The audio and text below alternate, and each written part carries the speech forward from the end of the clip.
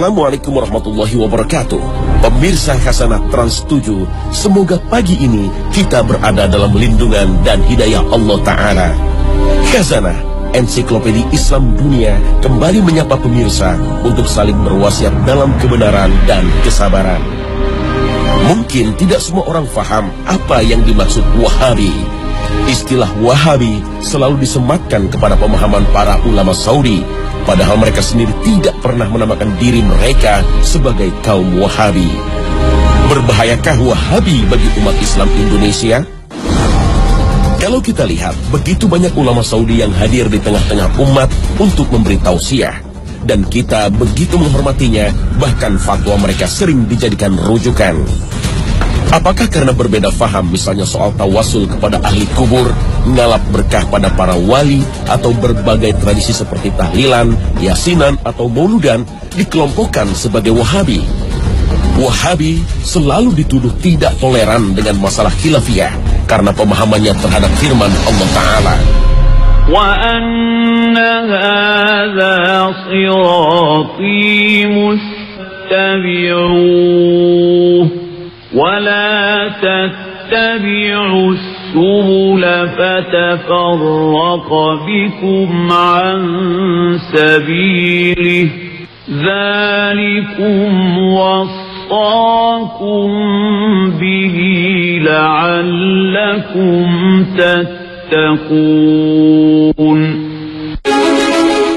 Tidak cukup itu, berbagai cerita menyeramkan beredar luas, misalnya menuduh Wahabi disamakan dengan Zionis.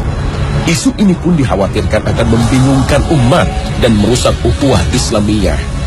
Untuk menguak kebenaran tentang Wahabi, mari kita simak berbagai versi sejarah yang melacak asal-muasal Wahabi. Wahabi dinisbatkan kepada seorang ulama asal Najd, Muhammad bin Abdul Wahhab, yang dalam dakwahnya mendapat dukungan dari pendiri kerajaan Arab Saudi, Abdul Aziz bin Saud. Namun hingga kini, sejarah Wahabi memicu banyak kontroversi dan penuh dengan stigma negatif. Seorang sejarawan, Ahmad Mansur Suryanegara, dalam bukunya Api Sejarah misalnya, mengkaitkan Wahabi dengan imperialisme dan kolonialisme Barat terhadap dunia Islam. Abdul Aziz bin Saud bersama Muhammad bin Abdul Wahhab berkolaborasi dengan kerajaan Protestan Anglikan Inggris untuk menggulingkan Raja Hussein dan putranya Raja Ali yang mengangkat dirinya sebagai khalifah setelah Sultan Turki Utsmani Abdul Majid diturunkan pada 3 Maret 1924. Raja Hussein mengklaim batas wilayah Arabia meliputi Palestina dan Syria sebagai wilayahnya. Sementara kerajaan Protestan Anglikan Inggris memilih mendukung Abdul Aziz bin Saud sebagai penguasa Saudi karena tidak mengklaim Palestina dan Syria sebagai wilayahnya, hingga memungkinkan berdirinya negara Israel sesudah Perang Dunia Kedua. Karena itulah, menurut buku ini, kerajaan Saudi dianggap sebagai pemberontak terhadap kekhalifahan Turki Utsmani.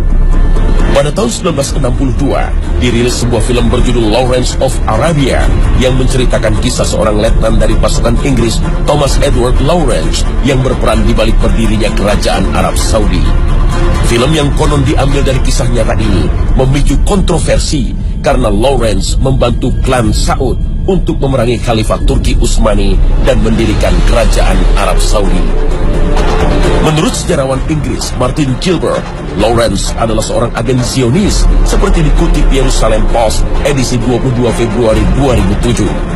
Sejarah pun mencatat runtuhnya kekhalifahan Turki Utsmani akibat infiltrasi Zionisme setelah Sultan Mahmud II menolak keinginan Theodor Herzl untuk menyerahkan Palestina ke bangsa Yahudi.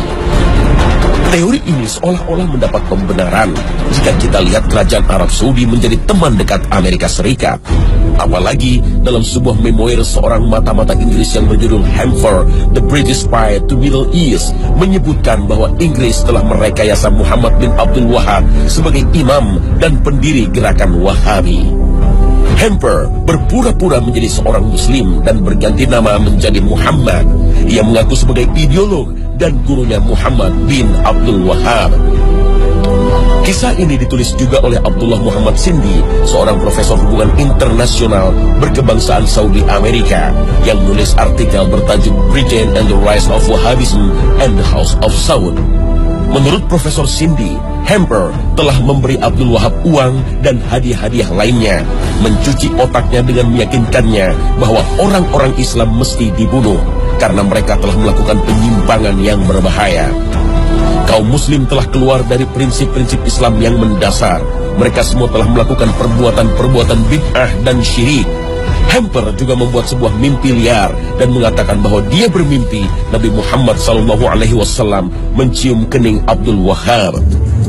Berdasarkan versi ini, Abdul Wahab menjadi terobsesi dan merasa bertanggung jawab untuk melahirkan suatu aliran baru di dalam Islam yang bertujuan memurnikan dan mereformasi Islam. Aliran ini lalu menyerang dan memberantas semua adat kebiasaan buruk masyarakat Arab. Menurut Wahabi, orang yang menyembah selain Allah Subhanahu wa Ta'ala telah musyrik dan boleh dibunuh. Wahabi pun dipandang sebagai salah satu aliran yang menumbuhkan benih-benih radikalisme dalam Islam. Benarkah semua tuduhan ini? Tunggu dulu, kita jangan terlalu percaya, karena sejarah bisa saja sebuah fakta yang direkayasa untuk kepentingan politik dan kekuasaan. Jangan-jangan ini sebuah konspirasi untuk memecah belah umat dengan cara menciptakan Wahabi sebagai musuh umat Islam. Mari kita simak sejarah versi lain. Wahabi selalu diidentikan dengan kelompok teroris, padahal Al-Qaeda yang dituduh kelompok ekstrim justru bermusuhan dengan pemerintah Saudi. Para ulama Saudi yang dituduh Wahabi sesungguhnya ulama yang mengikuti prinsip salafus soleh, antara lain melarang umat Islam berunjuk rasa, apalagi memberontak kepada penguasa muslim. Sejarah Wahabi dalam versi lain banyak diteliti oleh para ilmuwan seperti Hanif James Oliver dan Nathanael DeLong Bass dari Georgetown University, Amerika Serikat. Istilah Wahabi bukan dinisbatkan kepada Muhammad bin Abdul Wahab, tetapi kepada Abdul Wahab bin Abdurrahman bin Rustum yang wafat pada tahun 2011 Hijriah. Sedangkan Muhammad bin Abdul Wahab lahir pada tahun 1151 Hijriah. Kelompok ini begitu ekstrim terhadap para ulama ahli sunnah yang ajarannya banyak menyimpang. Isu Wahabi sengaja digulirkan oleh para imperialis seperti Inggris dan Perancis. Bahkan di Indonesia, Imam Bonjol yang mengobarkan perang Padri dituduh sebagai Wahabi karena dakwahnya membongkar kebiasaan kaum adat. Karena itulah Wahabi diisukan sebagai kelompok sesat. Kalau begitu, siapa sesungguhnya Muhammad bin Abdul Wahab? Muhammad bin Abdul Wahab bin Sulaiman bin Ali bin Muhammad bin Ahmad bin Rashid bin Barra bin Mushrif At-Tamimi lahir pada tahun 1694 Masehi di kota Uyainiyah yang masih masuk wilayah Najd sebelah barat kota Riyadh. Beliau banyak belajar fikih mazhab Hambali dan sangat tertarik mempelajari kitab-kitab Syekhul Islam Ibnu Taimiyah dan muridnya Ibnu Qayyim rahimahullah. Di Madinah, beliau berguru kepada Asy-Syaikh Abdullah bin Ibrahim bin Saif An-Najdi dan Asy-Syaikh Muhammad Hayah bin Ibrahim As-Sindi. Dalam dakwahnya, Muhammad bin Abdul Wahab sangat mementingkan masalah akidah yang lurus untuk membebaskan umat Islam dari syirik, bid'ah, dan khurafat. Pada saat itu, kuburan sahabat Nabi banyak dikeramatkan, diagungkan, bahkan dijadikan tempat untuk meminta-minta. Karena dakwah inilah, beliau selalu menjadi sasaran pembunuhan. Meskipun sempat terusir dari kawasan Uyainiyah, Syekh Muhammad bin Abdul Wahab tak pernah berhenti untuk berdakwah. Pada masa itu, pada abad 12 Hijriah atau abad 17 Masehi, kehidupan politik di Jazirah Arab berada dalam kekacauan. Perebutan kekuasaan sering terjadi di antara para kabilah, sementara kekuasaan Khalifah Turki Utsmani makin melemah setelah Perang Dunia Kedua. Para penguasa yang hidup saat itu menindas rakyat dengan upeti. Karena itulah mereka sangat terganggu dengan dakwah ulama yang berani dan lurus, termasuk yang dilakukan Syekh Muhammad bin Abdul Wahab. Dari sisi agama, kehidupan umat Islam banyak yang menyimpang dari ajaran Islam. Merebaknya praktek kesyirikan menjadi tantangan yang berat bagi para ulama. Beruntung, dakwah Muhammad bin Abdul Wahab mendapat dukungan Abdul Aziz bin Saud, pendiri kerajaan Saudi, hingga mampu memberantas kesyirikan dan menegakkan ajaran tauhid. Namun di sisi lain, ada penyeragaman pemahaman keagamaan, baik dari sisi akidah maupun fikih yang hanya mengikuti mazhab Hambali. Karena itulah memicu resistensi dari sebagian ulama yang berbeda faham. Fitnah atau bencana yang menimpa umat Islam sudah diisyaratkan oleh Rasulullah SAW dari Abdullah bin Umar. Nabi berdiri di samping mimbar dan bersabda, fitnah di sini dari arah munculnya tanduk setan atau tanduk matahari. Hadis riwayat Bukhari Muslim. Yang dimaksud tanduk setan berada di sebelah timur Madinah, yaitu Najd. Secara bahasa, Najd adalah dataran tinggi, yaitu kawasan yang berada di Irak dan sekitarnya. Tapi ada yang mengartikan Najd adalah tempat kelahiran Syekh Muhammad bin Abdul Wahab dari Bani Tamim yang dituduh membawa bencana perpecahan pada umat Islam. Namun sejatinya dalam berbagai hadis Rasulullah SAW menyatakan bahwa Bani Tamim merupakan keturunan Nabi Ismail yang dicintai oleh Rasulullah. Diriwayatkan dari Abu Hurairah, dia berkata, saya akan senantiasa mencintai Bani Tamim karena 3 hal yang pernah saya mendengar dari Rasulullah tentang mereka. Pertama, saya pernah mendengar Rasulullah SAW bersabda, mereka Bani Tamim adalah umatku yang paling gigih melawan Dajjal. Kedua, ada seorang tawanan perempuan dari Bani Tamim di rumah Aisyah. Kemudian Rasulullah bersabda, hai Aisyah, bebaskanlah dia karena ia adalah keturunan Ismail. Ketiga, Rasulullah SAW pernah bersabda ketika ada zakat dari Bani Tamim, ini adalah zakat kaum kami. Hadis riwayat Bukhari. Namun, dalam hadis lain, Rasulullah juga menyatakan dari kalangan Bani Tamim akan muncul kelompok yang membawa bencana bagi umat Islam. Kelompok ini disebut Khawarij, yang mudah mengkafirkan kaum muslim, bahkan tidak segan membunuhnya karena berbeda faham.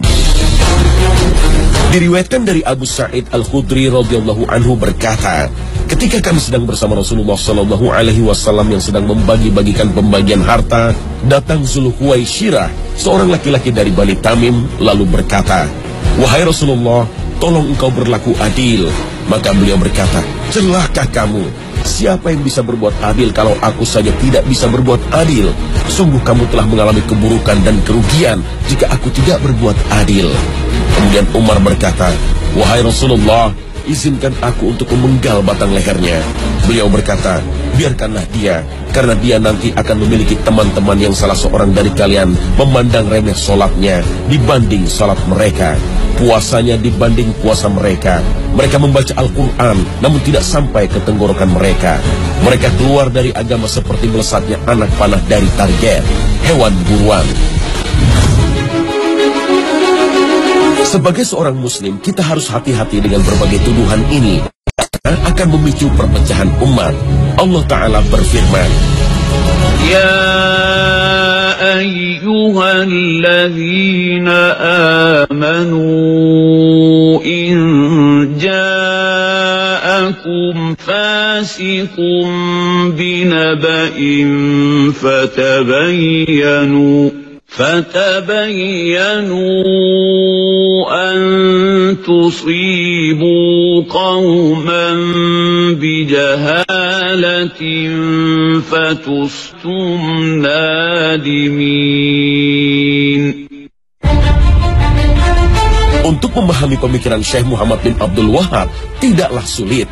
Berbagai buku karyanya bisa dijadikan rujukan hingga kita tidak mudah terbawa isu negatif. Syekh Muhammad bin Abdul Wahab pernah menulis surat kepada penulis Qasim untuk membantah berbagai fitnah seperti dikutip dalam berbagai kitab seperti karya Mas'ud An-Nadawi yang berjudul Muhammad bin Abdul Wahab Muslih Mazlum, karya Abdul Aziz Abdul Latif yang berjudul Da'awi Munawi'in li Dakwah Muhammad bin Abdul Wahab, atau buku karya Syekh Soleh Fauzan yang berjudul Min A'lam Al-Mujaddidin. Salah satu yang dibantah beliau adalah tuduhan bahwa dirinya mengingkari berbagai kitab imam mazhab dan mengatakan bahwa perbedaan pendapat antara para ulama sebagai bencana. Dalam salah satu kitabnya, Usul Salatah, beliau banyak mengutip pendapat Imam Syafi'i dan Ibnu Katsir. Inilah sebagai bukti kecintaan beliau kepada para imam mazhab, tidak hanya berpegang kepada mazhab Hambali. Syekh Muhammad bin Abdul Wahab dituduh mengharamkan ziarah kubur, mengkafirkan orang yang bertawassul, dan berencana menghancurkan kubah yang berada di atas makam Rasulullah. Menjadikan makhluk sebagai perantara doa kepada Allah atau disebut tawassul menjadi perdebatan di antara para ulama. Sayyid Muhammad Alwi Al-Maliki, seorang ulama Ahlus Sunnah yang menjadi guru para ulama Indonesia, menulis sebuah buku Mafahim Yajib Al-Tusohah, antara lain mengutip pendapat Syekh Muhammad bin Abdul Wahab tentang kontroversi tawassul. Sebagian membolehkan tawassul kepada orang-orang soleh, dan sebagian lagi mengkhususkan hanya kepada Nabi Muhammad SAW, dan kebanyakan ulama melarang hal itu dan memakruhkannya. Meskipun yang benar menurut kami adalah pendapat jumhur, yaitu bahwa hal itu makruh. Oleh karena itu, kami tidak mengecam terhadap orang yang melakukannya, dan tidak ada kecaman terhadap masalah-masalah ijtihad. Akan tetapi kecaman kami adalah terhadap orang-orang yang memohon kepada makhluk lebih besar daripada memohon kepada Allah Subhanahu wa Ta'ala. Fatwa ini pernah dipublikasikan oleh Universitas Imam Muhammad bin Saud Al-Islamiyah dalam Pekan Syekh Muhammad bin Abdul Wahab.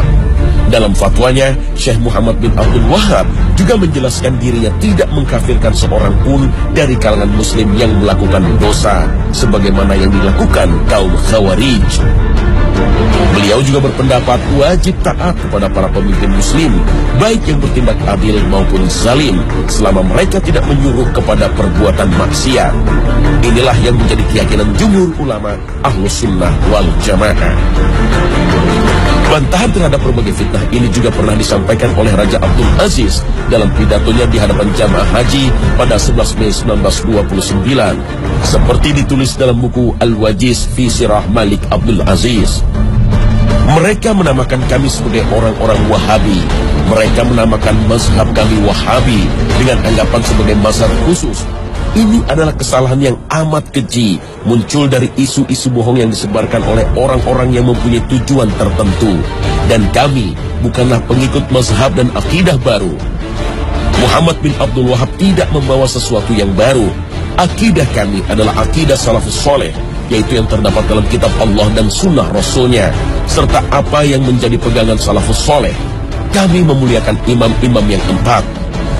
Kami tidak membeda-bedakan antara imam-imam Malik, Syafi'i, Ahmad, dan Abu Hanifah. Seluruh mereka adalah orang-orang yang dihormati dalam pandangan kami, sekalipun kami dalam masalah fikih berpegang dengan mazhab Hambali.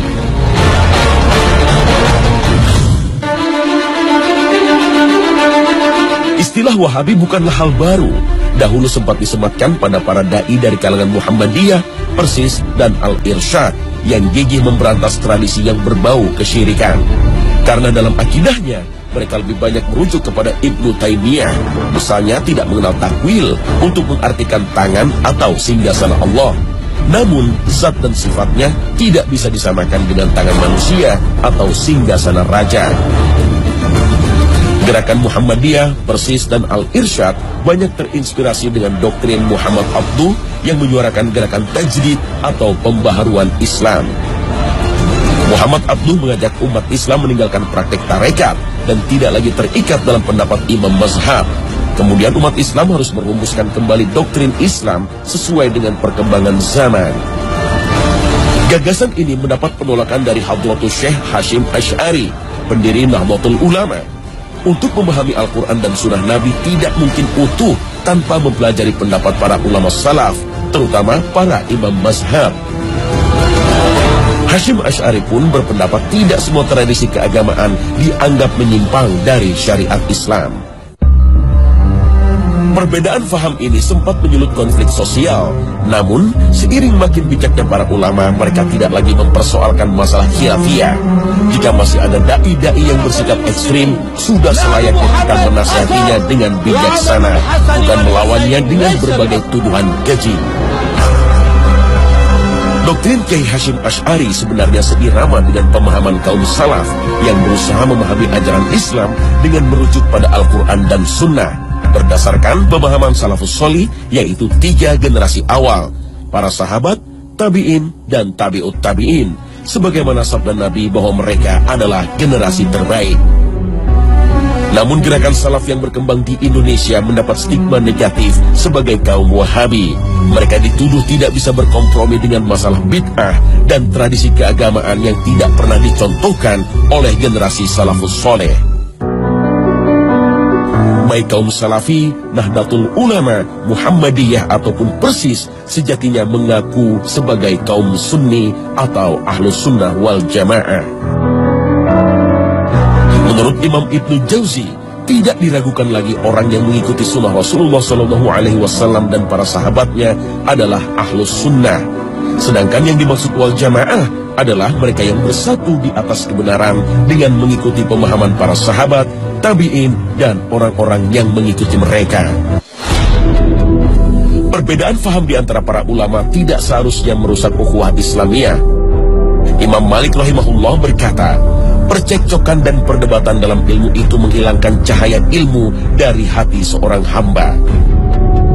Sementara Imam Asy-Syafi'i rahimahullah berkata, percekcokan dalam agama itu mengeraskan hati dan menanamkan kedengkian yang sangat. Perbedaan faham mungkin tidak bisa dihindarkan, tetapi seringkali kita mudah memberikan stigma negatif karena hanya berbeda faham. Begitu pula sebaliknya, mungkin kita gampang memvonis sesat atau syirik kepada sesama muslim. Al-Quran telah memberi panduan untuk orang-orang beriman agar menjauhi pertengkaran dengan kata-kata yang melukai saudara kita. Allah Ta'ala berfirman, dan katakanlah kepada hamba-hambaku, hendaklah mereka mengucapkan perkataan yang lebih baik, benar. Sesungguhnya setan itu menimbulkan perselisihan di antara mereka. Sesungguhnya setan itu adalah musuh yang nyata bagi manusia. Al-Quran Surah Al-Isra ayat 53.